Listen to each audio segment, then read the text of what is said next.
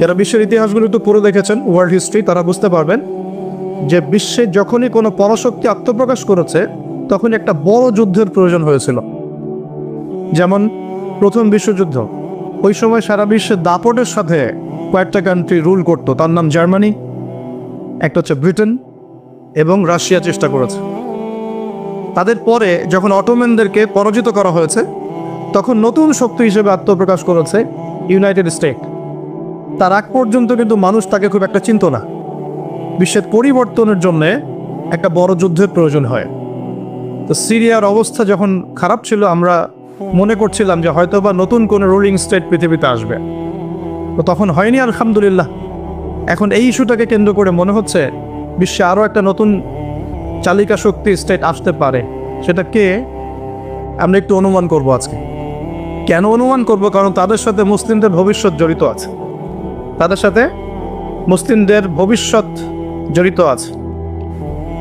এবার আপনাকে আমি একটা দ্বিতীয় ইস্যুর দিকে নিয়ে আস। সারা ওয়ার্ল্ডে দ্বিতীয় একটা ইস্যু চলছে এখন, সেটা হলো কোরআন পুড়িয়ে দেওয়া ইস্যু। কি ইস্যু? কারা পুড়িয়ে দিচ্ছে? আমরা মুসলিমরা কি কখনো অন্য কারো ধর্মগ্রন্থ পুড়িয়ে দিয়েছে? আমরা বরং এই কথা বলি যে কোনো মুসলিম ততক্ষণ পর্যন্ত মুসলিম হতে পারবে না যতক্ষণ পর্যন্ত সে ঈসা আলাইহিস সালামকে নবী বলে স্বীকার না করছে। আমাদের চাইতে নবী ঈসা আলাইহিস সালামকে কেউ বেশি সম্মান করে? আমরা বলছি কেউ মুমিনই হতে পারবে না, মুসলিম হতে পারবে না যদি সে ঈসা আলাইহিস সালামকে আল্লাহর নবী বলে স্বীকার না করে। এখন তার অনুসারীর দাবিদাররা তাহলে কেন কোরআন পড়িয়ে দিচ্ছে? উত্তর, কোরআনুল কারীম তাদের বিকৃত ধর্মচর্চা এবং সারা বিশ্বব্যাপী তাদের জুলুম নির্যাতনের বিরুদ্ধে কথা বলছে বলেই তারা কোরআনের বিরুদ্ধে ক্ষোভ ঝাড়ছে এখন। যেমন তাদের মধ্যে জেনাটা হালাল, যে যার সাথে ইচ্ছা জেনা করতে পারে, আর আল্লাহ পাক কোরআনে বলছেন জেনার ধার কাছেও যেও না। তাদের কাছে সুদটা হালাল, সুদটা ওদের কাছে বৈধ এবং সুদ দিয়ে তারা চলে, অন্য রক্ত চুষে খায়। সুদের ফলাফলটা অনেকটা ঢাকা শহরের মতো। কিসের মতো? একটা অংশ দেখবেন দিন দিন রিচ হচ্ছে, দিন দিন রিচ থেকে রিচার হচ্ছে একটা অংশ, আর একটা অংশ দিন দিন প্রভার্টি এবং ডিস্ট্রিবিউশনের মধ্যে যাচ্ছে। প্রত্যেকটা বড় বড় শহরের এই চিত্র। সুদের মধ্য দিয়ে সারা বিশ্বের একটা অংশের মানুষ দিন দিন ধনী হয়েছে।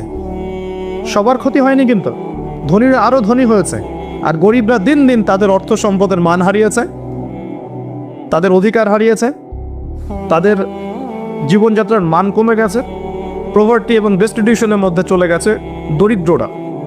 তারা এক কথায় বলতে পারি দাসত্বের শৃঙ্খলে আবদ্ধ হয়েছে, অর্থনৈতিক দাসত্বের শৃঙ্খলে আবদ্ধ হয়েছে। এটা ব্যক্তি থেকে শুরু করে সমাজ, কোনো কোনো ক্ষেত্রে রাষ্ট্র পর্যন্ত দাস হয়ে গেছে। আপনারা কি শ্রীলঙ্কার কথা জানেন? দেশটা যে দেউলিয়া হয়ে গিয়েছিল, কেন হয়ে গেছে? মূল কারণটা কি? দুইটা কারণ বল। কয়টা কারণ? অনেকে তিনটা চারটা কারণ বলেন। অর্থনীতিবিদ যারা আছেন, আমাদের দেশের বড় বড় অর্থনীতিবিদ যারা আছেন, তারা 4টা থেকে 5টা কারণ বলেন।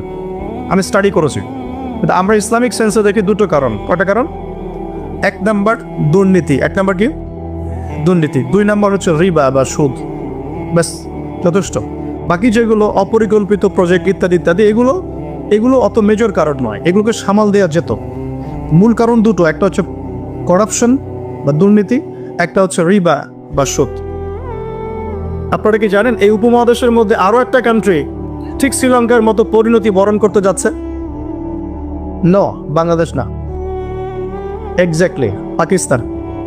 অথচ তারা এই তো আমাদের মহান মুক্তিযুদ্ধে কত নির্মমভাবে আমাদের ভাইদেরকে হত্যা করেছিল না? এটা কি ন্যায় ছিল না অন্যায় ছিল? আচ্ছা, কি উদ্দেশ্য ছিল ওদের? ওরা চাইতো আমাদেরকে শাসন করতে, আমরা দাসত্বের শৃঙ্খলা থাকবো, ওরা আমাদেরকে শাসন করবে। আজকে দেখেন মাত্র 30 থেকে 40-50 বছরের ব্যবধানে আল্লাহ পাকের কি ফয়সালা। আমরা কারো ক্ষতিতে কিন্তু খুশি হই না। আল্লাহ পাকের ফয়সালা দেখুন, এমন একটা জায়গায় চলে গেছে যে হয়তো তাদের কাছে ওষুধের কাঁচামাল আছে 2 দিনের। কয় দিনের?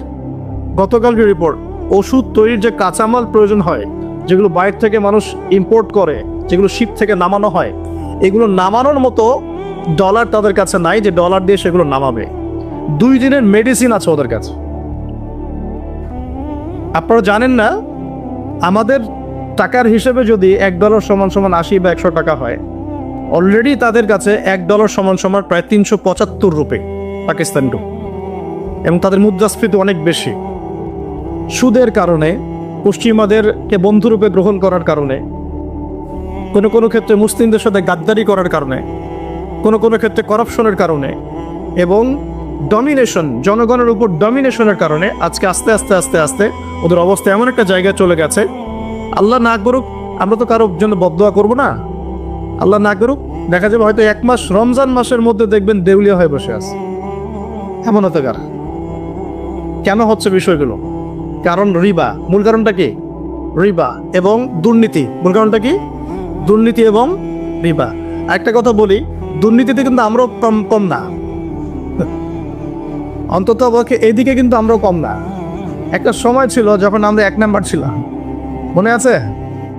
এটা ছিল 2005 সালের কথা। কত সাল? 2005 সাল। এখন কত? 2023। এখন আমাদের অবস্থা মাশাআল্লাহ আগের চেয়ে কিছুটা ভালো হয়েছে। এখন আমরা এই যে কারেন্ট অ্যাফেয়ার্স, যারা তোমরা পড়াশোনা করো, বিসিএস কোচিং করছেন, আপনারা জানবেন এখন আমরা কত নাম্বার? 13 নাম্বার। কত নাম্বার? 13 নাম্বার। কিছুটা তো উন্নতি হয়েছে।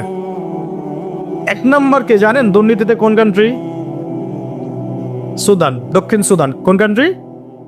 দক্ষিণ সুদান কি মুসলিম কান্ট্রি না অমুসলিম কান্ট্রি? মুসলিমরা টপে কেন? দুর্নীতির সাথে মুসলিমদের কোনো সম্পর্ক থাকার কথা কি? তাহলে আমরা টপে কেন? 1 নম্বরে কেন? দক্ষিণ সুদান 1 নম্বরে কেন? ওরা কি মুসলিম না? তাহলে শুধু লা ইলাহা ইল্লাল্লাহ মুখে বললেই মুসলিম হওয়া যায় না, যতক্ষণ পর্যন্ত না মানুষ কোরআন এবং সুন্নাহকে আমল করে দেখাচ্ছে। আপনারা কি জানেন সবচেয়ে কম দুর্নীতিপূর্ণ কান্ট্রি কোনটা? জানি? ডেনমার্ক। হ্যাঁ, কে বলেছে? ডেনমার্ক। তার সাথে আরো একটা কান্ট্রি আছে, তার নাম হচ্ছে নিউজিল্যান্ড। কোন কান্ট্রি? এই দুটো কান্ট্রির কোনোটাই কি মুসলিম কান্ট্রি? তারা কি লা ইলাহা ইল্লাল্লাহ বিশ্বাস করে? তাদের সংবিধানে কোরআন আছে, তাদের আমলের মধ্যে রাসূলের সুন্নাত আছে, তারপরেও তারা দুর্নীতি মুক্ত হলো কিভাবে? তার মানে ওই শিক্ষাটুকু তারা ঠিকই কোরআন সুন্নাহ মোতাবেক আমল করেছে, শুধু মুখে লা ইলাহা ইল্লাল্লাহ হয়তো পড়ে নাই। তাহলে আমি এতটুকু বোঝাতে যাচ্ছি, তারা কেন কোরআনকে বিরোধিতা করছে, কেন কোরআনকে পুড়িয়ে দেওয়ার চেষ্টা করছে? কারণ কোরআন এইসব অন্যায়ের বিরুদ্ধে কথা বলছে। কোরআন সমকামিতার বিরুদ্ধে কথা বলছে। কোরআন সমকামিতার বিরুদ্ধে কথা বলছে, আর তাদের কাছে সমকামিতা হচ্ছে বাকস্বাধীনতা। একটা ছেলে চাইলে একটা ছেলেকে বিয়ে করতে পারে, একটা মেয়ে চাইলে একটা মেয়েকে বিয়ে করতে পারে। বলে নাউজুবিল্লাহ। আসলে বিয়ে তো ওখানে প্রয়োজন নাই, ওখানে প্রয়োজন সেক্সের। কিসের প্রয়োজন? সেক্সুয়াল সম্পর্ক। বিয়ের কোনো প্রয়োজন নাই। তারা ওখানে অবাধ এভাবে বিকৃত যৌন চর্চা করে, যেটা কোরআন সরাসরি হারাম করেছে। বরং কোরআন বলছে এমন পাপের কারণে কওমে লুতকে যে শাস্তি দেয়া হয়েছে, এই শাস্তি মহাবিশ্বে কাউকে দেয়া হয়নি। বলেন নাউজুবিল্লাহ। কওমে লুতের নাম তো শুনেছেন? লুত আলাইহিস সালামের কওম। এই কওমটাকে যখন আল্লাহ পাক ধ্বংস করেন, তখন মাটিটাকে উপরে উঠিয়েছিলেন, জমিনটাকে উপরে উঠিয়েছে, উঠিয়ে আকাশ থেকে পাথর বর্ষণ করেছেন। বর্ষণ করার পরে আল্লাহ পাক উল্টা দিকে জমিনটাকে ধসিয়ে দিয়েছেন। এভাবে আল্লাহ রাব্বুল আলামিন কোনো কওমকে এর আগে ধ্বংস করেন নাই। তাহলে কোন কওমকে আল্লাহ পাক সবচেয়ে বড় শাস্তি দিয়েছেন? বলেন? কওমে লূত। তো এই কওমে লূতের যে এই আপনার শাস্তি, এই শাস্তিটা কি তারা পাওয়ার যোগ্যতা অর্জন করেছে কি করে নাই? করেছে না করে নাই? এজন্যই হয়তোবা শেষ জামানায় একটা হাদিস এসেছে, 10টা বড় বড় আলামত আছে শেষ জামানার। তার মধ্যে একটা হচ্ছে বিশাল একটা ভূমিকম্প হবে, একটা পৃথিবীর পূর্ব দিকে, একটা হচ্ছে পশ্চিম দিকে, আর একটা হচ্ছে পৃথিবীর মাঝখানে। আল্লাহ রাব্বুল আলামিন হয়তো ওই শাস্তি আবার পুনরাবৃত্তি ঘটাবেন। ওরা কেন কোরআনকে পুড়িয়ে দেয়? কারণ কোরআন এই সমকামিতার বিরুদ্ধে কথা বলছে, কোরআন এই সুদের বিরুদ্ধে কথা বলছে, কোরআন জিনার বিরুদ্ধে কথা বলছে, কোরআন এসব করাপশনের এগেনস্টে কথা বলছে। এবং কোরআন বলছে যাররা পরিমাণ জুলুম যদি কেউ কারো উপর করে, তারও শাস্তি তাকে ভোগ করতে হবে। একজন মানুষ বা একটা জাতি যদি অন্য কোনো জাতির উপর সামান্য জুলুমও করে, সেই শাস্তি আল্লাহ পাক তাকে ভোগ করাবেন কি করাবেন না? এবং সারা বিশ্বের দিকে তাকিয়ে দেখেন যে সারা বিশ্বের প্রত্যেকটা সেক্টরে তাদের জুলুম চলছে কি চলছে না? চলছে কি না? এই কারণেই তারা কোরআনের বিরুদ্ধে এত ক্ষোভ। তো এই বিষয়টা কি সারা বিশ্বে এখন হাইলাইটেড ইস্যু না? সারা বিশ্বে এই বিষয়টা নিয়ে খুব কথাবার্তা হচ্ছে না? এটাকে আমরা বলি ব্লাসফেমি, অর্থাৎ ধর্ম এবং ধর্মগ্রন্থকে অবমাননা করা। কিন্তু চিন্তা করবেন না, আল্লাহ রাব্বুল আলামিন নিজে এই কোরআন হেফাজতের দায়িত্ব নিয়েছেন। আল্লাহ পাক সূরা হিজরে বলেছেন, ইন্না নাহনু নাযালনা যিকরা ওয়া ইন্না লাহু লাহাফিজুন। নিশ্চয়ই আমি এই কোরআন নাজিল করেছি, এই কোরআন হেফাজত করার দায়িত্ব কার? আল্লাহ। এখানে আমি আপনাকে আরেকটা পয়েন্ট দেখিয়ে সামনের দিকে যাব। এবার ওই দিক থেকে চেহারাটাকে আমাদের দিকে ফিরিয়ে নিয়ে আসো। মুসলিমদের দিকে তাকান। মুসলিমদের মধ্যে কত পার্সেন্ট মানুষ এখন 5 ওয়াক্ত নামাজ পড়ে? কত পার্সেন্ট মানুষ বিশুদ্ধ করে কোরআন তেলাওয়াত করতে জানে? মুসলিম পরিবারগুলোর মধ্যে কত পার্সেন্ট পরিবারে ইসলামিক পর্দা চালু আছে? মুসলিমদের মধ্যে কত পার্সেন্ট মানুষ হালাল খাওয়ার চেষ্টা করে, হারাম থেকে বেঁচে থাকার চেষ্টা করে? মুসলিমদের মধ্যে কত পার্সেন্ট যুবক এখন জেনা থেকে বেঁচে থাকতে পেরেছ? মুসলিমদের মধ্যে কত পার্সেন্ট যুবক 5 ওয়াক্ত নামাজ পড়, ইসলামের বেসিক জ্ঞানগুলো জানো, কোরআন তেলাওয়াত করা, হাদিস পড়তে শেখা, হাদিসের চর্চা করা, কোরআনের তাফসীর পড়া, অনুবাদ পড়া? মুসলিমরা এই বেসিক কাজগুলো কত পার্সেন্ট মানুষ করছে? এদিকে আমাদেরকে বেশি ফোকাস করতে হবে। একটা অমুসলিম সমাজ কোরআনের উপর আক্রমণ করছে, পুড়িয়ে ফেলছে, এটা বেশি কষ্টদায়ক নাকি একটা মুসলিম পরিবারে জন্মগ্রহণ করেও এই বিগত 30-40 বছরে কোরআন পড়তে না শেখাটা বেশি লজ্জার? কোনটার? এবার বলেন, একটু চেহারাটা আমাদের দিকে ফেরা নিন, আয়নার সামনে দাঁড়াই। অমুসলিম, সে কোরআন সম্পর্কে কিচ্ছু জানে না এবং কোরআন তাদের চলমান জাহিলিয়াতের বিরুদ্ধে কথা বলছে, রাগে কোরআন পুড়িয়ে দিয়েছে। বুঝলাম কাজটা খুবই খারাপ, জঘন্য কাজ এবং নিন্দনীয়, ব্লাসফেমি। এটা সারা বিশ্বে একটা মানবতা বিরোধী অপরাধ। এই কাজটা অপরাধ কিনা? আচ্ছা, এখন মুসলিমদের দিকে তাকিয়ে দেখুন। আমি এখন মুসলিম পরিবারে জন্ম নিয়েছি, 20-30-40 বছর আমি কাটিয়ে দিলাম মুসলিম পরিবারে। জন্ম নেওয়ার পরেও, মুসলিম পরিবেশে থাকার পরেও, কোরআন সুন্নাহর বয়ান শোনার পরেও, জুমার নামাজ পড়ার পরেও, ঈদের নামাজ পড়ার পরেও, রমজানের রোজা রাখার পরেও, আলেম ওলামাদেরকে পেয়েও আমি যে কোরআন তেলাওয়াত করতে জানি না, এখন আমাকে কি করা উচিত? উত্তর দেন। এখন আমার কি করা উচিত? কে বড় অপরাধ করেছে? কে বড় অপরাধ করেছে? আমি মুসলিম পরিবারে জন্মগ্রহণ করেও কোরআন পড়তে জানি না, আমি কি বেশি বড় অপরাধী? নাকি যে ব্যক্তি কখনো কোরআন চেনেই না, জানেই না, যে কোরআনকে অবমাননা করছে, কে বড় অপরাধী? কোরআন যে পুড়িয়ে দিয়েছে জানেন? আল্লাহ রাব্বুল আলামিন সূরা ফুরকানের মধ্যে বলেছেন যে আল্লাহর রাসূল সাল্লাল্লাহু আলাইহি ওয়াসাল্লাম আমার উম্মত, মানে আমাদের উম্মতে মুহাম্মাদের বিরুদ্ধে আল্লাহর কাছে অভিযোগ পেশ করবে। কার বিরুদ্ধে? এই যে উম্মতে মুহাম্মাদের বিরুদ্ধে আমাদের নবী মুহাম্মদ সাল্লাল্লাহু আলাইহি ওয়াসাল্লাম একটা অভিযোগ পেশ করবে। আল্লাহ পাক তাকে বলবেন, হে মুহাম্মদ সাল্লাল্লাহু আলাইহি ওয়াসাল্লাম, তোমার উম্মতের কি হয়েছিল, কেন বিভ্রান্ত হলো? নবী সাল্লাল্লাহু আলাইহি ওয়াসাল্লাম তখন বলবেন যে ইন্না কওমি ইত্তাখাযু হাযাল কুরআনা মাহজুরা। পড়ে দেখেন সূরা ফুরকানে আমাদের নবীজি বলবেন, হে আল্লাহ, আমার উম্মত এই কোরআনকে, যা তুমি আমার প্রতি নাজিল করেছো, এই কোরআনকে অবজ্ঞা করে পরিত্যাগ করেছিল, এই কারণে তারা আজকে পথভ্রষ্ট হয়েছে। এবং নবী সাল্লাল্লাহু আলাইহি ওয়াসাল্লাম আল্লাহর কাছে আক্ষেপ করবেন, অভিযোগ পেশ করবেন যে আমার উম্মতকে আমি কোরআন দিয়ে এসেছিলাম, কিন্তু তারা সেই কোরআন চর্চা করে নাই, পড়ে নাই, কোরআনের হক আদায় করে নাই, এই কারণে তারা আজকে পথভ্রষ্ট হয়েছে। তাহলে আমাদের নবীজি আমাদের বিরুদ্ধে আল্লাহর কাছে ক্ষোভ ছাড়বেন না? তো প্রথম যে শিক্ষাটা আজকে নেওয়া উচিত সেটা হলো, বিশ্বে যা যা ঘটছে এই সব বিষয়গুলোর সাথে আমাদের শেষ জামানো সম্পৃক্ত, এবং প্রত্যেকটা বিষয়ের গভীরে যাওয়ার জ্ঞান আমাদের অর্জন করা উচিত এবং দৃষ্টিভঙ্গি প্রশস্ত করা উচিত। খিদর আলাইহিস সালামের অন্তর্দৃষ্টি অর্জন করা উচিত। পাশাপাশি কোরআন কেন্দ্রিক জীবনটা গড়া উচিত। আমরা কি নিয়াত করতে পারি যে আগামী রমজান আসার আগেই আমরা সবাই পবিত্র কোরআন তেলাওয়াত করা শিখবো ইনশাআল্লাহ? এখানে কি এমন কোনো ব্যক্তি আছেন যিনি পবিত্র কোরআন বিশুদ্ধ করে তেলাওয়াত করতে জানেন না? এমন কেউ আছেন? লজ্জার কিছু নাই। আছেন কি কেউ? থাকতে পারেন। আবার এমন কি কেউ আছেন যে কোরআন তেলাওয়াত করেন কিন্তু আপনার সন্দেহ হয় যে আমি কতটুকু শুদ্ধ পড়ছি, কতটুকু ভুল? এমন কি কেউ আছেন? আচ্ছা, আবার এমনও কি কেউ আছেন যে কোরআন কখনোই আলিফ বা তাসা পড়ে দেখেন নাই? কেউ আছেন? আছেন কি? হয়তো বা আছেন। আরেকটা কথা বলি, এমন কি কেউ আছেন যে কোরআন পড়তে জানেন, মুখস্থও করেছেন মাশাআল্লাহ কিছু দূর, কিন্তু কোরআনের অর্থ বোঝেন না, এমন কেউ আছেন? আচ্ছা, তাদের জন্য আমি জাস্ট একটা সুসংবাদ দেব। ইনশাআল্লাহ তাআলা আল্লাহ পাক যদি সবকিছু ঠিকঠাক রাখেন, রমজানের 30টা দিন অনলাইনে আমি 1 থেকে 2 ঘন্টা করে ক্লাস নেব ইনশাআল্লাহ। এবং এই 2 ঘন্টায় দুটো জিনিস শেখানো হবে। এক, যারা পবিত্র কোরআন একদমই তেলাওয়াত করতে পারে না, উইদিন 1 মান্থ তারা কোরআন তেলাওয়াত করা শিখবে ইনশাআল্লাহ। আমি শেখাবো ইনশাআল্লাহ আপনাদেরকে। শিখবেন ইনশাআল্লাহ? একটা কোর্স। সেকেন্ডটা হচ্ছে যারা কোরআন তেলাওয়াত করতে জানেন, কোরআন তেলাওয়াত করতে জানেন কিন্তু কোরআনের অর্থটা বোঝেন না, ইনশাআল্লাহ 1 মাসে তো খুব বেশি কিছু শেখানো যাবে না, কিন্তু 1 মাসের মধ্যে ইনশাআল্লাহ তাআলা আমি আপনাদেরকে এমন একটা কোর্স করাবো ইনশাআল্লাহ 30 দিন কমপক্ষে কোরআনের 40% অর্থ করতে পারবেন ইনশাআল্লাহ। বলবেন যে 1 মাসে কিভাবে সম্ভব? হ্যাঁ সম্ভব, যদি আমি আপনাকে পথ দেখিয়ে দেই এবং আপনি এই জ্ঞানটা অর্জন করে বাকি সারাটা বছর চর্চা করতে থাকেন এবং স্থানীয় ওলামা কেরামদের সাথে সম্পৃক্ততা রাখেন, মাদ্রাসার সাথে সম্পৃক্ততা রাখেন, আপনি পারবেন ইনশাআল্লাহ। ট্রাই করবেন ইনশাআল্লাহ। শুধু তাই না, এই দ্বিতীয় যে কথাটা বললাম, এর সাথে আপনি নামাজে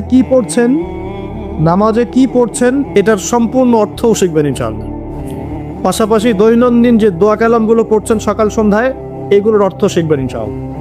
পাশাপাশি আপনি তুলনামূলক আরবি ব্যাকরণ শিখবেন এবং কোরআনিক গ্রামার শিখবেন, কোরআন থেকে গ্রামার। যেমন একটা এক্সাম্পল দিই আপনাকে, সামনে যাই। সূরা ফাতিহা সবার মুখস্থ আছে না? সূরা ফাতিহার মধ্যে মোটামুটি ভাবে দেখা যায় 15-20টা কিন্তু শব্দ আছে, ঠিক আছে? এই 15-20টা শব্দের অর্থ এবং গ্রামার যদি আপনি জানেন এবং বোঝেন, তাহলে আপনার জন্য সুসংবাদ হচ্ছে এই যে সূরা ফাতিহার এই শব্দগুলো কোরআনে বারবার ঘুরে প্রায় 7800 বার রিপিট করা হয়েছে। কতবার? 7800 বার। এটা আপনিও সার্চ করে দেখতে পারেন। এখন অনেক মেথড চলে আসছে।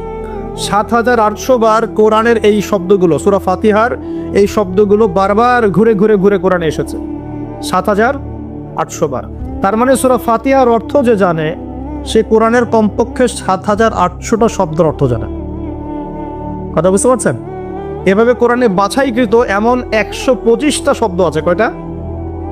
মাত্র 125টা এমন শব্দ আছে যেগুলোর অর্থ, ব্যাকরণ এবং আমরা বলি যে ট্রান্সফরমেশন, মানে একটা শব্দ থেকে আরো অনেকগুলো শব্দ তৈরি করার ফর্মুলা বা সূত্র, এগুলো যদি জানা থাকে, আপনি কোরআনের 125টা শব্দ কোরআনে ঘুরে এসেছে 40,000 বার। কতবার? 40,000 বার। বিশ্বাস করতে কষ্ট হচ্ছে, জানি এই কথাগুলো হয়তো নতুন মনে হতে পারে, কিন্তু এটা এখন রিসার্চ, এখন নতুন অনেক মেথড চলে আসে। 40,000 বার, 40,000 বার এই শব্দগুলো রিপিট করা হয়েছে। আর কোরআনে মোট শব্দ কত? মোট শব্দ হচ্ছে 78,000। কত হাজার? 78,000 বার। 77,800টা, এক্স্যাক্টলি হচ্ছে 77,800টা। অ্যাপ্রক্সিমেটলি বললে 78,000, 78,000 শব্দ। এগুলোকে আবার আপনি 3 ভাগে ভাগ করে ফেলতে পারবেন। একগুলো হবে নাউন্স, যেগুলো আমরা নাউন বলি, যা দ্বারা কোনো নাম বোঝায়, যেটা আমরা বিশেষ্য পদ বলি, যেমন আল্লাহ একটা নাউন, ইব্রাহিম একটা নাউন, ইসম আরবিতে আমরা বলি কি? ইসম। জিবরিল, মিকাল, ইসমাইল, ইসহাক, ঠিক আছে, মুহাম্মদ, এগুলো সব নাউন্স। এরকম একগুলো শব্দ পাবেন। এগুলো কি বোঝার কিছু আছে না মুখস্থ? এগুলো তো আপনি সহজেই অর্থকালী মুখস্থ করতে পারবেন। দ্বিতীয় ক্যাটাগরিতে আছে ফেল বা ক্রিয়া, যেটা আমরা বলি ভার্বস, যা দ্বারা কোনো কাজ করা বা হওয়া বোঝায়, যেটাকে আমরা বাংলাতে 3 ভাগে ভাগ করি: প্রেজেন্ট, বর্তমান, অতীত আর ভবিষ্যৎ। আবার ইংরেজিতে প্রেজেন্ট, পাস্ট, ফিউচারে ভাগ করি, কিন্তু আরবিতে মাত্র 2 ভাগে ভাগ করা হয়। কয় ভাগে? 2 ভাগে। একটা হচ্ছে ফেলে মাউজি, মানে অতীতকালীন ক্রিয়া, আর একটা হচ্ছে ফেলে মুদারে, মানে বর্তমান প্লাস ভবিষ্যৎকালীন ক্রিয়া। এটার ট্রান্সফরমেশন মানে একটা প্রচুর শব্দ তৈরি করতে পারবেন। একটা ওয়ার্ড থেকে আপনি আস্তে আস্তে দেখবেন অনেকগুলো ওয়ার্ড তৈরি করতে পারবেন। এই ট্রান্সফরমেশনটা যদি শিখতে পারেন, আপনি কোরআনের একটা বড় অংশ শিখে ফেলবেন, কারণ কোরআনে অনেক শব্দ এই ক্রিয়াপদে আসছে। এই যে না আবুদু, নাস্তাইন, এই যে আমরা পড়ছি না, লা আ'বুদু মা তা'বুদুন, এগুলো সবই ফেল। আরেকটা ক্যাটাগরিজ আছে, এর নাম হরফ, মানে অব্যয়। আমরা বলি না প্রিপোজিশন, প্রোনাউন্স বলি না, প্রোনাউন্স, প্রিপোজিশন, কনজাংশন, এগুলো বলি না, যেটা আমরা বলি অব্যয় পদ, যেটাকে আমরা আরবিতে হরফ বলি। অর্থাৎ ওয়ার্ডস, দুটো ওয়ার্ডসের মধ্যে কানেকশন করে অথবা দুটো সেন্টেন্সের মধ্যে কানেকশন করে, এর সংযোজন বিয়োজন করে, এগুলোকে হরফ বলে। এগুলো কোরআনে অনেকগুলো। আমি আপনাকে 4টা হরফ বলতেছি। একটা হচ্ছে মিন, একটা কি মিন। আমরা বলি না আউযু বিল্লাহি মিনাশ শাইতানির রাজিম, মিন, মিন মানে হতে বা থেকে। আউযু আমি আশ্রয় প্রার্থনা করছি, বিল্লাহি আল্লাহর কাছে, মিনাশ শয়তান শয়তান হতে, আর রাজিম মানে হচ্ছে বিতাড়িত। এই যে মিন মানে কি হতে, ঠিক আছে। এই মিন শব্দটা কোরআনে ঘুরে ঘুরে পাবেন আপনি প্রায় 3 থেকে 4 হাজার বার, 3 থেকে 4 হাজার বার। এরকমই আমরা পড়ি না যে আন, ফি, আলা, ইলা, হাত্তা, লা, লি, এই যে ছোট ছোট কিছু আপনি হরফ পড়েন না কোরআন পড়তে গিয়ে, এই অল্প কিছু হরফ বারবার ঘুরে ঘুরে কোরআনে কয়বার আসে জানেন? 6 থেকে 7 হাজার বার। 6 থেকে 7 হাজার বার। মানে আপনাকে শুধু গ্রামারের ফাংশনটা শিখতে হবে, কিভাবে এই গ্রামার দিয়ে শব্দ তৈরি করতে হয় এবং কিভাবে অর্থ উঠাতে হয়। এর পাশাপাশি আপনি অনুবাদের সহযোগিতা নেবেন, পরে গিয়ে তাফসির আগে যাবি, অনুবাদের সহযোগিতা নেবেন।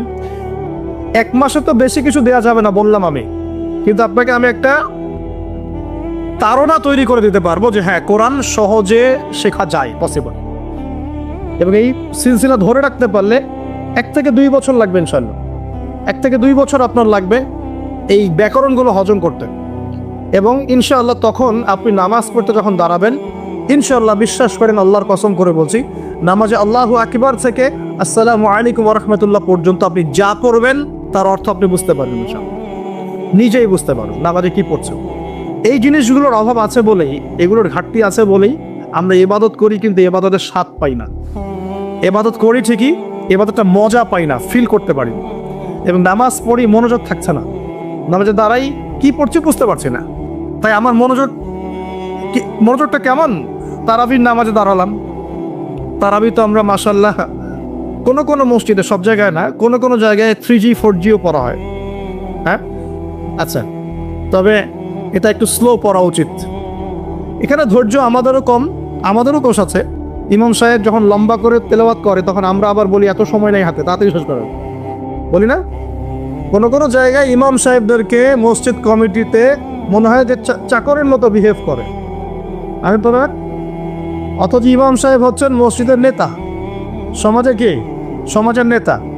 তো তাকে তার জায়গায় সম্মান দিতে হবে, আল্লাহ পাক তৌফিক দান করুন।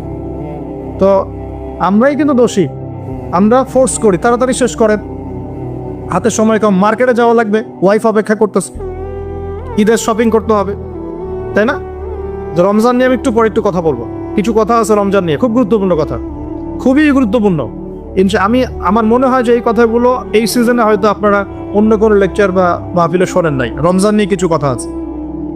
আগে এই জায়গায় বলি যে তারাবিতে আমরা অনেক কিছু পড়ি, কিন্তু তারাবির নামাজটা শেষে আপনি যে আব্দুর রহমান এদিকে ডাকেন, দেখে জিজ্ঞাসা করেন যে ভাই আব্দুল্লাহ, আপনি তারাবির নামাজ পড়লেন, কত রাকাত পড়ছেন? যে 20 রাকাতই পড়ছি মাশাআল্লাহ। ওকে, ফাইন।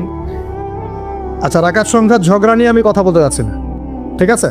এটা আমার সাবজেক্ট না, আমি এগুলো নিয়ে কথা বলি না। এটা মুফতি সাহেবরা বুঝবেন, ইমাম সাহেব, মুস্তাহিদ যারা, তারা বুঝবেন। তো কি পড়লেন ভাই? তারাবির নামাজ পড়লাম, কত রাকাত? পুরো 20 রাকাত পড়ছেন। তো তেলাওয়াত কেমন ছিল, নামাজে কেমন মনোযোগ ছিল? নামাজে ইমাম সাহেব কি পড়েছে সেটা তো আর বুঝতে পারি নাই, কিন্তু তেলাওয়াতটা খুব সুন্দর সুরের ছিল, এটা বুঝতে পারছি। আমাদের কোরআনের বুঝটা এই পর্যন্ত, খুব সুন্দর একটা তেলাওয়াত করেছে, লেহানটা খুব সুন্দর ছিল, খুবই মাধুর্যমণ্ডিত ছিল, এটা কানে খুব ভালো লাগছিল, এটা শুনেছে। তো ওই আয়াতগুলোতে কি বলেছেন আল্লাহ পাক, আপনি কি হেদায়েত পেয়েছেন? পুরো আমি তো কোরআন অর্থ জানি না। তো এই অর্থটা যদি জানতাম তাহলে কি নামাজে মনোযোগ আরো বাড়তো না? নামাজে চোখ দিয়ে পানি পড়তো না? একটু মক্কা মদিনার দিকে তাকিয়ে দেখবেন, তারাবির সময় এমনিতে নামাজে যখন নামাজ পড়ে ইমাম সাহেব ডুকরে কেঁদে ওঠেন না? কেন করেন? কারণ তারা কোরআন তেলাওয়াত করে অর্থটাকে অ্যাবজর্ব করতে পারেন, অটোমেটিক্যালি আপনি নামাজটাকে, কোরআনকে ফিল করতে পারবেন। তাহলে আমরা যে 30 বছর নামাজ পড়লাম, একটা দিনও তো চোখ দিয়ে পানি বের হলো না। আমরা যে 40 বছর নামাজ পড়লাম, খালি উঠলাম বসলাম, একটা দিনও তো সেজদায় আল্লাহকে পেলাম না, ফিল হলো না যে হ্যাঁ আল্লাহ আমার হয়ে গেছেন, আমি আল্লাহকে পেয়েছি। তো এগুলোর কারণ হচ্ছে, যে জায়গা থেকে এখানে আসলাম, এগুলোর অন্যতম কারণ হচ্ছে কোরআন এবং নামাজে যা পড়ছি এগুলোর অর্থটা না বোঝা। তো অর্থটা বোঝার প্রয়োজন নাই। তো রমজান মাসে নিয়াত করেন, যারা কোরআন একদমই তেলাওয়াত করতে পারেন না, কোরআন তেলাওয়াত করা শিখবেন ইনশাআল্লাহ। উইদিন আ উইক, এক সপ্তাহের মধ্যেই একটা পোস্ট চলে যাবে ইনশাআল্লাহ অনলাইন। এবং যারা আগ্রহী থাকবেন তারা এখানে আমার সাথে নাম্বার দিয়ে দেওয়া হবে, অফিসিয়াল, যোগাযোগ করে ভর্তি হয়ে যাবে ইনশাআল্লাহ তাআলা। আল্লাহ রাব্বুল আলামিন, আমি বিশ্বাস করি 1 মাসের মধ্যে বাংলাদেশের 1 কোটি মানুষকে কোরআন শেখানো সম্ভব। সম্ভব না? সম্ভব। আর আমার স্বপ্ন, এই স্বপ্নটা আল্লাহ পাক আমাকে বাস্তবায়ন করার তৌফিক দেখ, দোয়া করি। বাংলাদেশে মুসলিম পরিবারের পিতা, স্ত্রী, সন্তান, ভাই বোন যারা যারা থাকবেন, হোক জেনারেল লাইনে পড়ুক, মাদ্রাসা লাইনে পড়ুক, প্রত্যেককে আল কোরআন শেখানো এবং তাদের মধ্যে কোরআনের জ্ঞানটা ছড়িয়ে দেয়া, এটা আমার একটা স্বপ্ন। বাংলাদেশের 16 কোটি মানুষ কোরআন তেলাওয়াত করতে জানবে ইনশাআল্লাহ। এটা সম্ভব না? 16 কোটি মানুষের ভোটার আইডি কার্ড আছে? নাই? নাই? আছে কি নাই? আদমশুমারি করা যায়? সমস্ত মানুষের হিসাব রাখা যায়? সমস্ত মানুষের এনআইডি কার্ড করা যায়? সমস্ত মানুষকে একটা নিয়মের আওতায় আনা যায়? সমস্ত মানুষের ফিঙ্গারপ্রিন্ট নেওয়া যায়? যায় না? সমস্ত মানুষকে ক্লাস 5 পর্যন্ত পড়ানোর প্রাথমিক শিক্ষা নিশ্চিত করা যায়? সমস্ত মানুষকে কি মার্কসও পড়ানো যায়? যায়? সমস্ত মানুষকে কোরআনও শেখানো যাবে ইনশাআল্লাহ। যাবে না ইনশাআল্লাহ? আল্লাহ পাক তৌফিক দান করুন। এবং বাংলাদেশের প্রত্যেকটা জেলায়, বাংলাদেশের প্রত্যেকটা বড় বড় জেলায়, যেটা আমাদের বিভাগীয় জেলাগুলো, এই জেলাগুলোতে একটা করে এমন প্রতিষ্ঠান থাকতে হবে যে প্রতিষ্ঠানে একদম প্লে থেকে মাস্টার্স পর্যন্ত একদম এই পুরো সিলেবাসের মধ্যে চলমান জেনারেল সিলেবাসের সাথে ইসলামিক নীতি নৈতিকতা এবং কোরআন সুন্নাহর জ্ঞানকে একত্রিত করে ইনশাআল্লাহ একটা কনস্ট্রাকটিভ সিলেবাসে পড়াশোনা করাতে হবে ইনশাআল্লাহ। করা যাবে? প্রত্যেকটা জেলায় একটা করে এমন যদি মার্কাজ থাকে, দেখবেন সমাজের হালত চেঞ্জ হয়ে গেছে ইনশাআল্লাহ। নাকি আমরা সবাই এখন উল্টাপাল্টা মতবাদগুলি পড়াশোনা করব? আমাদের সন্তানদেরকে কি আপনি আস্তিক বানাতে চান না নাস্তিক বানাতে চান? আমাদের সন্তানদেরকে কি আপনি আল্লাহওয়ালা বানাতে চান, আল্লাহ থেকে দূরে সরাতে চান? আর উদ্যোগ গ্রহণ করতে হবে। একমুখী শিক্ষা এই যুগে যথেষ্ট নয়। আপনি জেনারেল লাইনে পড়াশোনা করছেন, করেন, কিন্তু এই জেনারেল লাইনের জ্ঞানটাই এই যুগে যথেষ্ট নয় চলার জন্য। আপনাকে ইসলামিক জ্ঞানের প্রয়োজন আছে। আবার একই সাথে আপনি শুধুমাত্র ইসলামিক জ্ঞান নিয়ে পড়ে আছেন, জেনারেল উপকারী জ্ঞানগুলো নিচ্ছেন না, তাহলে আপনি কোরআন সুন্নাহকে হাতে নিয়ে ওদেরকে চ্যালেঞ্জ করতে পারবেন না। ওদেরকে চ্যালেঞ্জ করতে হলে এই জ্ঞানগুলোকে সমন্বয় করে আপনাকে সিলেবাস লঞ্চ করতে হবে। এটার জন্য খুব বেশি খাটনির প্রয়োজন নাই। খুব যে চেঞ্জ করতে হবে সবকিছু এমন না, জাস্ট এই দুটোকে একটু সমন্বয় করতে হবে। এই সমন্বয় করার জ্ঞান কিন্তু শুধু আমার আছে, আপনাদের নাই এমন নয়। এই জ্ঞান অনেকেরই আছে। শিক্ষা নিয়ে যারা ভাবেন তারা অনেকেই এটা করতে ক্যাপেবল, তারা পারবেন। একটু যদি চেষ্টা করেন পারবেন। এই চেষ্টাটা এখন একটা বড় চ্যালেঞ্জ। জ্ঞানের ক্ষেত্রে এই বিপ্লবটা ঘটনা এখন একটা বড় চ্যালেঞ্জ আমাদের ফিউচারের জন্য।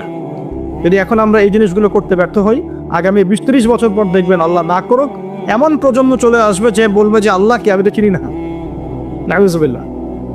আমরা কি এটা চাই? আর শুধু আমরা যারা মাদ্রাসা মসজিদের সাথে সম্পৃক্ত, আমরাই কি ইসলাম নিয়ে চলবো, না এই জেনারেল ভাইরাও চলবে? জেনারেল লাইনের ভাইরা, ব্যবসায়ী, চাকরিজীবী, প্রশাসন, এরা কি সংখ্যায় কম, সংখ্যায় বেশি? তাদের মধ্যে ইসলাম ঢোকাতে হবে না? আল্লাহ পাক তৌফিক এনায়েত করুন। রমজানে কোরআন শিক্ষা চলবে ইনশাআল্লাহ। প্রত্যেক জেলায় জেলায় একটা করে আদর্শ দিনই প্রতিষ্ঠান গড়ে উঠবে ইনশাআল্লাহ তাআলা। এবং বড় বড় জেলাগুলোতে চেষ্টা করা হবে জেনারেল ভাইদের জন্য মাদ্রাসা গড়তে না। এটা মাদ্রাসা ফর জেনারেল স্টুডেন্টস। এখানে জেনারেল ভাইরা পড়াশোনা করবে ইসলামিক পড়াশোনা, কারণ তাদের মধ্যে জেনারেল পড়াশোনা আগে থেকেই আছে। এখন পার্ট টাইম তারা এভাবে শিখে 2 বছর, 4 বছর, 5 বছরের মধ্যে ইসলামিক বেসিক জ্ঞান অর্জন করবে ইনশাআল্লাহ। তখন এদেরকে দিয়ে আপনি দেশের বড় জনশক্তি তৈরি করতে পারবেন। এরপর কিছুকাল তারা বেশ ভালোই ছিল, হঠাৎ করে তারা সীমা লঙ্ঘন শুরু করলো, সীমা লঙ্ঘন যখনই করেছে আল্লাহ রাব্বুল আলামিন তাদেরকে পরাশক্তিদেরকে দিয়ে আক্রান্ত করে সেখান থেকে বের করে দিয়েছে। সবচেয়ে বড় বড় দুটো ঘটনা ঘটেছে। একটা রোমানদের দ্বারা, রোমানরা এসে ওদেরকে ওখান থেকে বহিষ্কার করে দিয়েছে। আরেকটা যে বুখত নাসর, তার দ্বারা পরবর্তীতে তিনি তাদেরকে এখান থেকে সীমা লঙ্ঘনের কারণে বের করে দাসত্ব শৃঙ্খলা আবদ্ধ করে ব্যাবিলনে নিয়ে আসেন, যে জায়গাটার নাম হচ্ছে ইস্পাহান। ইরাক, ইরানের যে পুরো কন্টিনেন্ট, এখানে ইস্পাহান নামে একটা জায়গা আছে। এখানে ইয়াহুদিয়া নামে একটা শহরও আছে, ইয়াহুদিয়া। তো এখানে তারা চলে আসে।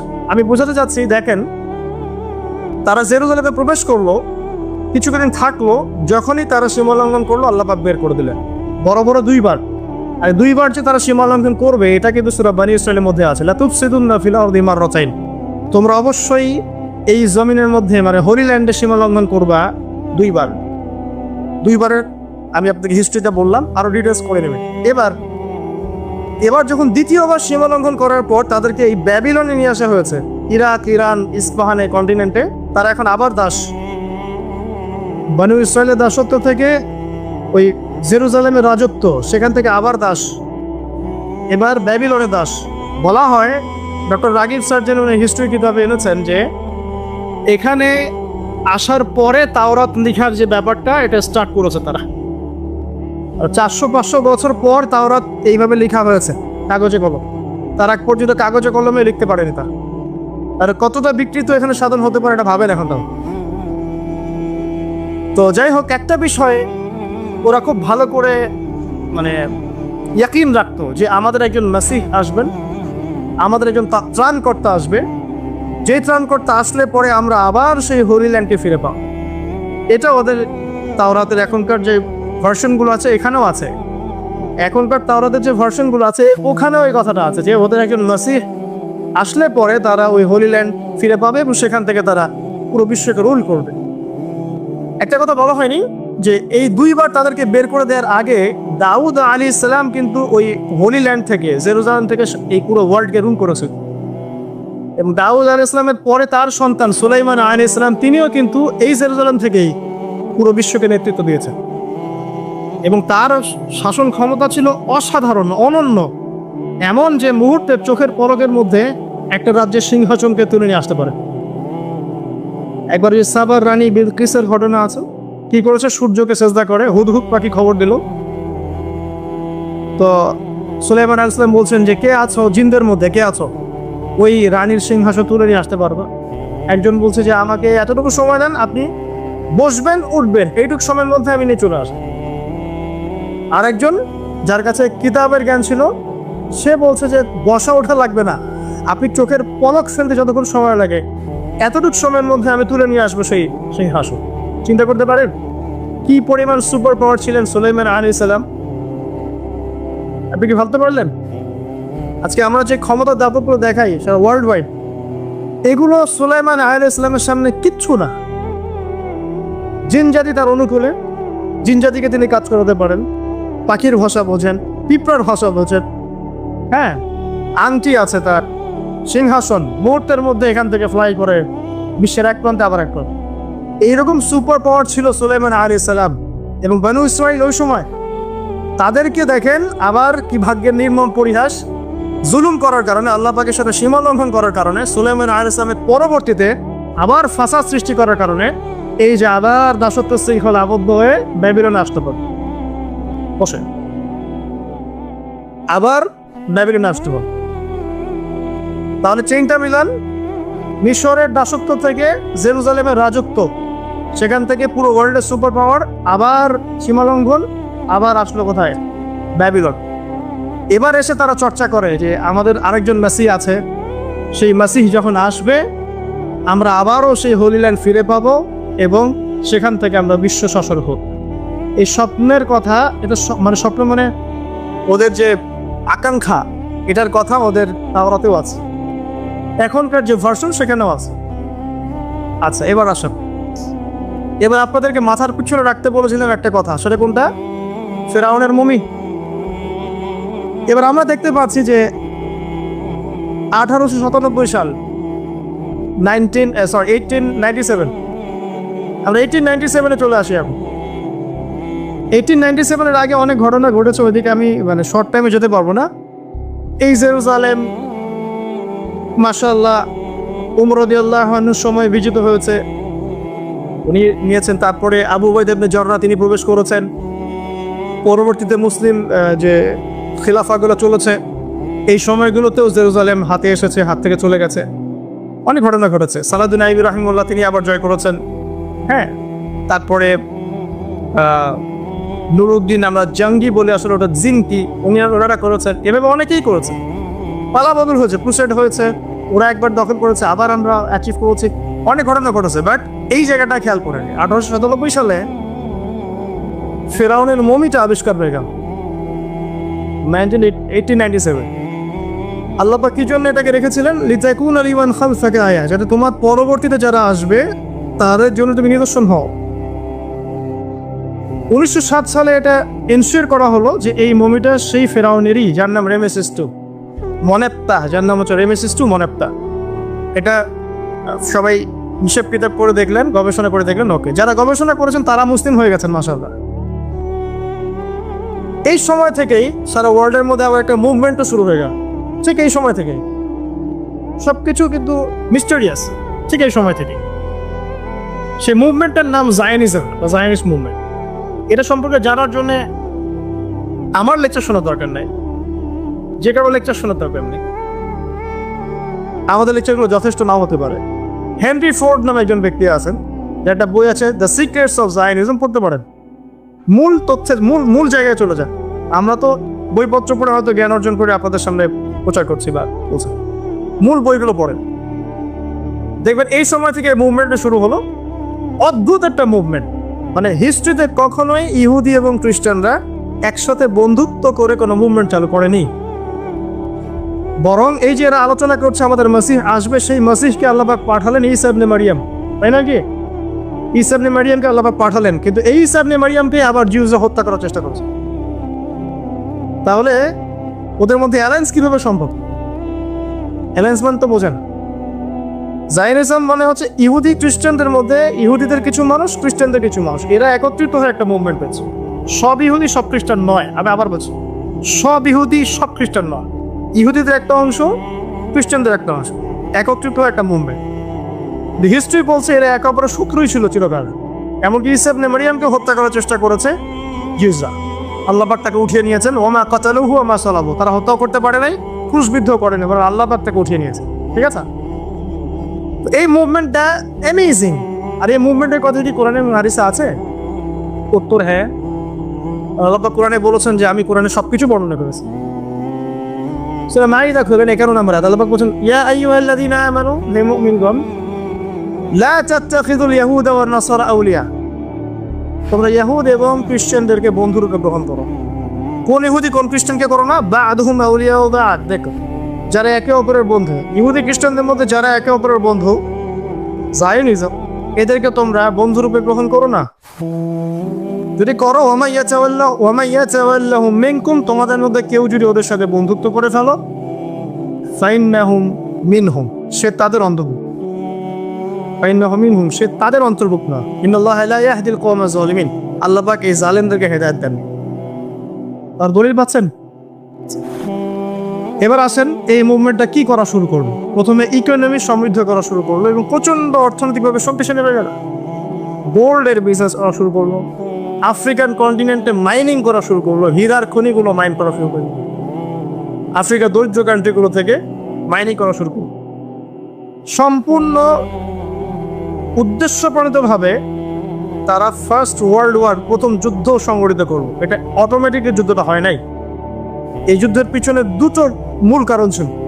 এক নম্বর কারণ ছিল অটোমান এম্পায়ার বা তুর্কিদেরকে হটানো, কারণ তুর্কিদের আন্ডারে তখন ছিল জেরুজালেম। আর দুই নম্বর টার্গেট ছিল যে জিউসদের জন্য একটা নিরাপদ জায়গার ব্যবস্থা করা। হিস্ট্রি খালি পড়লেই হবে না, এটাকে ভিতরে চোখ দিয়ে অ্যানালাইসিস করতে হবে। আলহামদুলিল্লাহ আমি লাস্ট 10 ইয়ার্স থেকে হিস্ট্রি পড়ছি, লাস্ট 10 ইয়ার্স। দুটো রিজন আমি দেখেছি এখানে, দুটো রিজন। ফার্স্ট ওয়ার্ল্ড ওয়ারের পিছনে দুটো রিজন। নাম্বার 1, অটোমান এম্পায়ারদেরকে সেখান থেকে হটিয়ে দেয়া, এবং সেই কাজটা করেছে কিন্তু জেনারেল অ্যালেনবি, 1917-এ বেলফোর্ড ডিক্লারেশন বলে এটাকে, যে ব্রিটিশরা এসে এই ব্রিটিশদের সাথে কিন্তু কিছু মুসলিমরাও ছিল, ব্রিটিশদের সাথে কিছু মুসলিমরাও কিন্তু বন্ধুত্ব করেছিল, ওরে তুর্কিদেরকে হটিয়ে দিয়েছে, না হটিয়ে ওই জেরুজালেম উন্মুক্ত করেছে কাদের জন্য? জিউসদের জন্য। এবার এই যে ব্যাবিলনের দাস জিউস সভ্যতা, যারা স্বপ্ন দেখছে ওদের মাসি আসবে 2000 বছর পরে, কত হাজার বছর? প্রায় 2000 বছর পর তারা আবার জেরুজালেমে ঢুকলো। ব্যাপারটা কি আপনার কাছে রহস্যজনক মনে হচ্ছে না? এবং তারা মেসিহের অপেক্ষাও করতে থাকে। বিশাল ওয়ার্ড, যে যুদ্ধে লক্ষ লক্ষ মানুষ মারা গেছে, প্রায় কোটির কাছাকাছি, উদ্দেশ্য অটোমান এম্পায়ার থেকে সরিয়ে দেয়া, জিউসের জন্য একটা ল্যান্ড তৈরি করা। শুধু তাই না, বেলফোর্ড ডিক্লারেশনের পরে ওয়ার্ল্ডের যত জায়গায় জিউসরা ছিল সবাই এখানে আসা শুরু করলো, আস্তে আস্তে নিরাপদ একটা জায়গা ওদের জন্য। এবং এবার তারা মানে এটা ট্যুরিস্টের মতো বেড়াতে আসছে না, কিন্তু তারা এখানে এসে বাড়ি নির্মাণ করছে, তারা এখানে ওখানকার অধিবাসী যারা প্যালেস্টাইনে ওদেরকে জুলুমে হটিয়ে দিচ্ছে, মেরে ফেলছে, মেয়েদের ধর্ষণ করছে, যা ইচ্ছা তাই করছে, যা ইচ্ছা তাই করছে। আর ব্রিটেন বলছে আমরা সাথে আছি, ও স্বার্থ মধ্যে। ওই 1970 থেকে 2022 পর্যন্ত, এখন পর্যন্ত ওরা যা ইচ্ছা তাই করছে সেখানে। কোনো মানবাধিকার নাই, হোয়াটসঅ্যাপ কোনো মানবাধিকার নাই, হিউম্যান রাইটসের হও নাই। গত 3 দিন আগ থেকেও দেখবেন আপনি, একদিনে 44 জন, আরেক দিনে 12 জন। আমার মেয়ের বয়সী মেয়ে, 5 বছরের মেয়ে, ও কি বোঝে দুনিয়ার?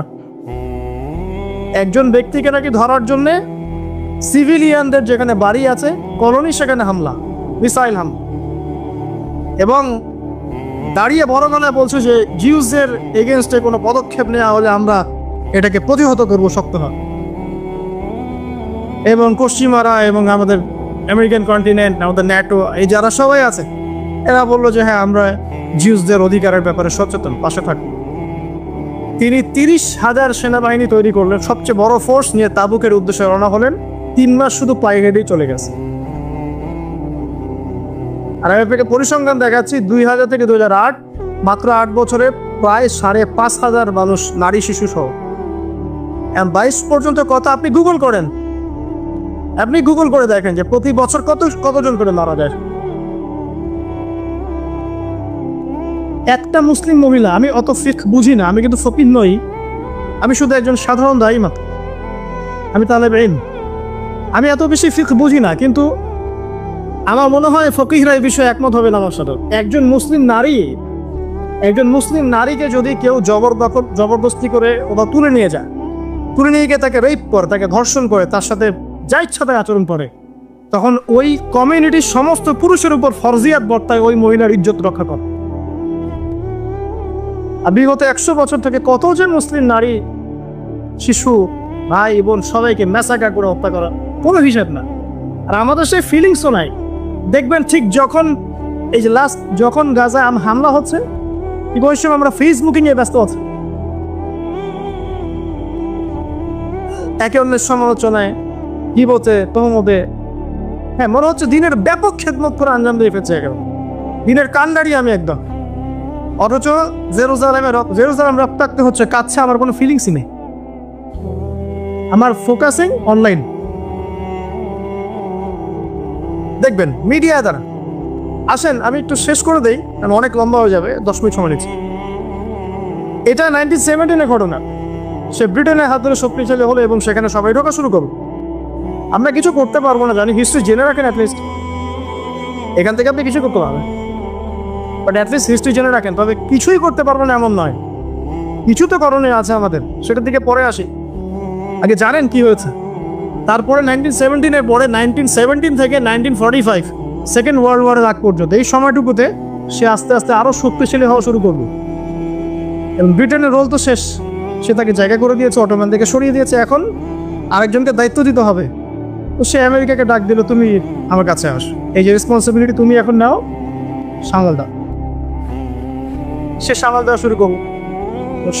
সে ব্রিটেনের চেয়ে অনেক বেশি শক্তিশালী অবস্থান নিয়ে, একদম মিলিটারি পাওয়ার, অস্ত্র শস্ত্র, ইকোনমি, একদম একদম কি বলবো, United Nations, IMF, world bank, হাবি জাবি, WHO সবই ওদের, টেকনোলজি, সায়েন্স, বিজ্ঞান, প্রযুক্তি, অস্ত্র, মিলিটারি সায়েন্স যা আছে সব, ইভেন পারমাণবিক bomb, nuclear weapons. Nuclear weapons এমন জিনিস যেটা দিয়ে সারা ওয়ার্ল্ডকে রুল করা যায়। দুটো জিনিস দিয়ে ওয়ার্ল্ডকে রুল করা যায় এখন, একটা নিউক্লিয়ার ওয়েপন্স, একটা হচ্ছে ডলার। যার কাছে নিউক্লিয়ার ওয়েপন্স নাই, ডলারও নাই, তার কোনো দামও নাই। ডলার না থাকলে আমাদের ইকোনমিক স্যাংশন এত মাথা ব্যথার কারণ আছে? টাকার মান বাড়বে কমবে কি দিয়ে? এই জন্য ব্রিক্স একটা association, BRICS, Brazil, India, Russia, তারা মিলে, চায়না, তো তারা প্ল্যান করছে যে আমরা নতুন একটা কারেন্সি লঞ্চ করব, যাতে করে একটা কারেন্সির উপর আমাদের ডিপেন্ডেন্ট থাকতে না হয়। এবং তারা অনেক স্মার্ট, মুসলিমরা এটা করেছে। যেই মুসলিমদের হাতে জেরুজালেম বারবার বিজিত হয়েছে, তারা আমাদের মতো এত অপদার্থ ছিল? সালাদের আইবি রহিমুল্লাহ এমন ছিলেন? নুরুদ্দিন জঙ্গি তারা এমন ছিলেন না? আবু উবাইদা ইবনে জাররাহ তারা এমন ছিলেন না? যুগে যুগে যাদের হাতে এটা জয় হয়েছে, তারা আমাদের মতো কমন সাধারণ মুসলিম ছিলেন না, যারা ইস্যু পাগল, যারা সমালোচনা করতে বেশি পছন্দ করে, যাদের ফরজিয়াতের ঠিক নাই, যারা নামাজ ঠিক মতো পড়ে না, কোরআন তেলাওয়াত করতে পারে না, সুন্নতের ঠিক নাই, কোনো চেতনা নাই, এই ধরনের মুসলিম ছিলেন না তারা। আসেন, আমেরিকা তার দায়িত্ব পালন করতে লাগলো এবং আস্তে আস্তে এমন একটা জায়গায় চলে আসলো যে এখনো যদি আজকে যদি জিউসরা 100 জন প্যালেস্টাইনিকে হত্যা করে, আমেরিকা কখনো বলবে না তারা মানবতা বিরোধী কোনো অপরাধ করেছে, কখনো করবে না। বলবে আমরা ওর পাশে আছি। চ্যালেঞ্জ করলাম আপনাকে। আমাদের আর কি দরকার? আমাদের কি বোধ শক্তি একবারে নষ্ট হয়ে গেছে? এরপরেও আমরা এই রাষ্ট্রের সাথে বন্ধুত্ব করতে পছন্দ করি। আরব কান্ট্রিগুলোকে দেখেন, সবার বন্ধু America. American kingdom of Arabia বলি আমি, global American kingdom of Arabia, যে জিউসদের পক্ষ নিয়ে শতাব্দীর পর শতাব্দী কাজ করে যাচ্ছে, বছরের পর বছর, এবং সেখান থেকে সে এখন সারা ওয়ার্ল্ডকে রুল করার প্ল্যান করেছে এবং সে অচিরেই তার দায়িত্বও ছেড়ে দিবে। সেই দায়িত্বটা দেখবেন ওর হাতে অর্পণ করে দিবে। এই ঘটনাগুলো ঘটার সময় তার আস্তে আস্তে আস্তে আস্তে ওয়ার্ল্ডের সবগুলো জিনিস নিয়ন্ত্রণ করা শুরু করে দিল লাস্ট 100 বছর। এরপর আরব ইসরায়েল যুদ্ধ হলো। যত যুদ্ধ হয়েছে তত ইসরায়েল এক্সপেন্ড করেছে। মিশর থেকে কিছু জায়গা, সিরিয়া থেকে কিছু জায়গা, আস্তে আস্তে তার টেরিটরি এক্সপেন্ড করতে শুরু। মনে রাখেন, তারা কিন্তু তাদের মাসিহের জন্য ওয়েট করছে। যেই মাসিহ আসলে তারা জেরুজালেম থেকে ওয়ার্ল্ডকে রুল করবে এবং 2000 বছর পর তারা সেখানে পৌঁছেও গেছে, রাষ্ট্র কায়েম করেছে, সব জিউসদেরকে এখানে নিয়েও এসেছে, সুপার পাওয়ার হয়েছে, অস্ত্র, মিলিটারি সায়েন্স, মিডিয়া, প্রযুক্তি, আপনার ফাইন্যান্স, আপনার কি বলবো, পলিটিক্যাল অ্যাফেয়ার্স, ইকোনমি, প্রতিটা ডিপার্টমেন্ট তারা সেখান থেকে নিয়ে যাবে। Super power. মুসলিমদের নাকের ডগাইগুলো হয়ে গেছে লাস্ট 100 বছরে, লাস্ট 70 বছরে। আমরা কি করছিলাম?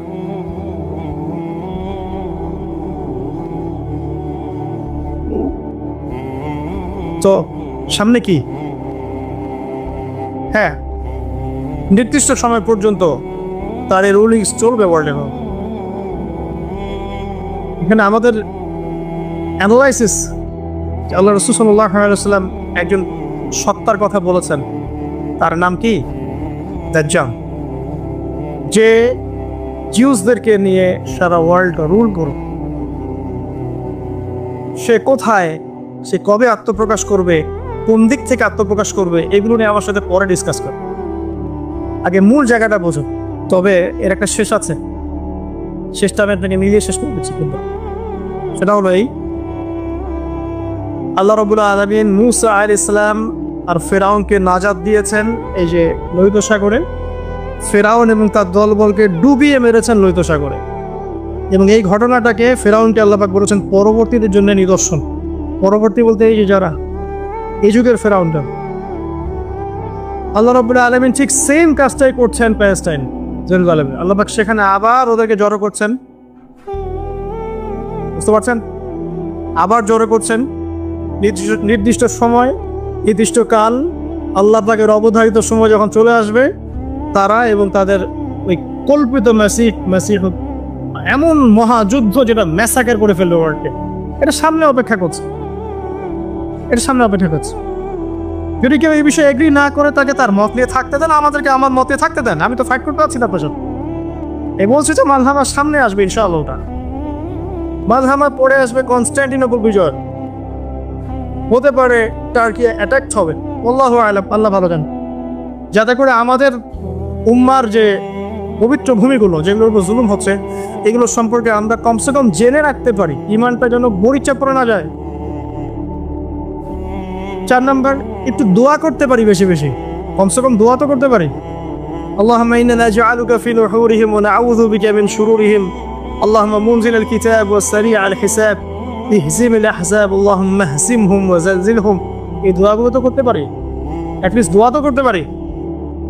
আমরা কতজন একটু মনে বুকের মধ্যে হাত দিয়ে বলেন, আমরা কতজন প্রত্যেক ফরজ নামাজ শেষে একটাবার উম্মার জন্য দোয়া করি? কে দোয়া করেছে? আর আপনি দেখেন না, এই যে ইব্রাহিম যাকে মেরে ফেললো কয়েকদিন আগে, তার মা হাসতে হাসতে বলছেন যে আমার এক ইব্রাহিমকে মেরে কিছুই হবে না, এরকম হাজার ইব্রাহিম জন্মানো দেখছেন। দেখেন ওখানে ইমান, দেখেন মায়ের চোখে কোনো পানি নাই, বা খুশি না খুশি। দোয়া করি বেশি বেশি করে উম্মার জন্য, এবং উম্মাকে নিয়ে চিন্তা করি, ফিকির করি। আত্মকেন্দ্রিক চিন্তা বাদ দিয়ে গ্লোবাল চিন্তা করি, উম্মাকে নিয়ে চিন্তা করি। আমাদের চিন্তা তো সংকীর্ণ, নিজ নিজ দল, পথ, মত, এগুলোর মধ্যে চিন্তার গণ্ডি সীমাবদ্ধ হয়ে পড়েছে। চিন্তাকে একটু প্রশস্ত করি, সবাইকে মুসলিম ভাবতে শিখি। সবাই মুসলিম আমার ভাই, ত্রুটি থাকতে পারে, আপনার সাথে আমার মাযহাবি মানে ইখতিলাফ থাকতে পারে, আদর্শগত ইখতিলাফ থাকতে পারে, বাট দিন শেষে আপনি আমার ভাই মুসলিম। একটা ইউনাইটেড চিন্তা করতে পারি যে না, আমরা সবাই মুসলিম, এবং ওই জায়গাটা কোনো নির্দিষ্ট জাতির নয়, এটা মুসলিমদের, এটা প্যালেস্টাইনিতে জায়গা নয়, শুধু প্যালেস্টাইনিতে জায়গা নয়। প্যালেস্টাইনিরা কখনো ওই জায়গাটাকে উদ্ধার করেনি, হিস্ট্রি কেটে দেখেন।